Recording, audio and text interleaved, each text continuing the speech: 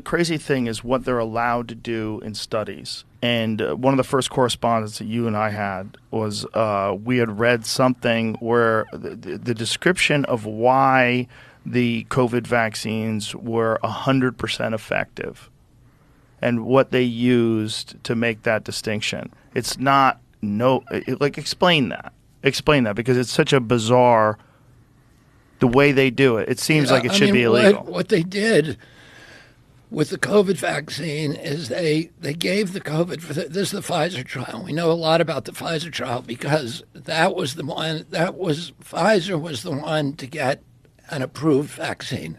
It did another trick. It got one of its vaccines approved, the Comirnaty vaccine, but that vaccine was not available in this country.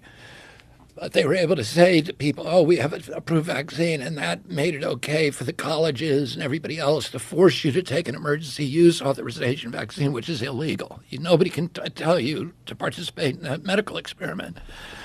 And so they played this kind of shell game. But in order to get that, they had to reveal their testing.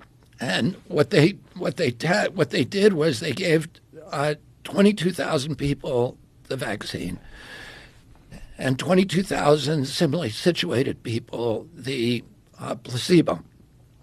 And after 6 months, and they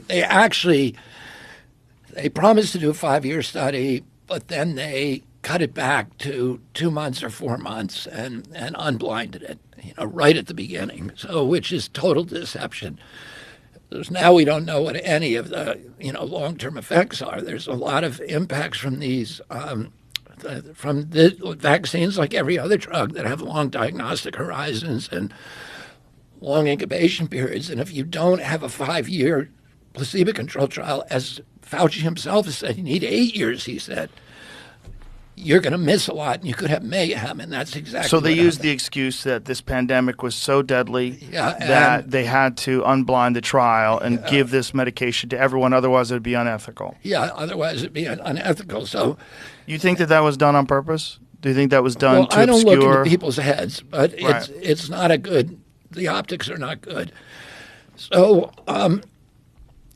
So what they did is they had 22,000 people got the vaccine, 22,000 didn't, and they have 6 months of data. Some of that is unblinded, but it's 6 months. And during that 6-month period, in the vaccine group, 1 person died of COVID. And in the placebo group, 2 people died from COVID. So that allows Pfizer to tell the public and, FDA to tell the public, oh, this vaccine is 100% effective because 2 is 100% of 1. That is insane.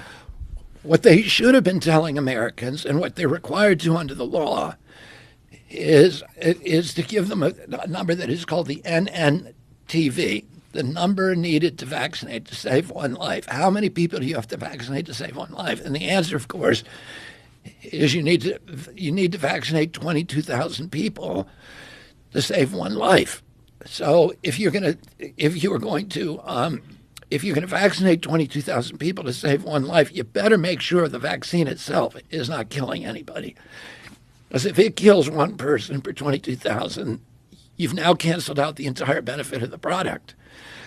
And when they looked at the key metric, which was all-cause mortality, in other words, how many people died of all, not just from COVID, but of all causes in the vaccine group, and how many died from all causes in the placebo group. The placebo group had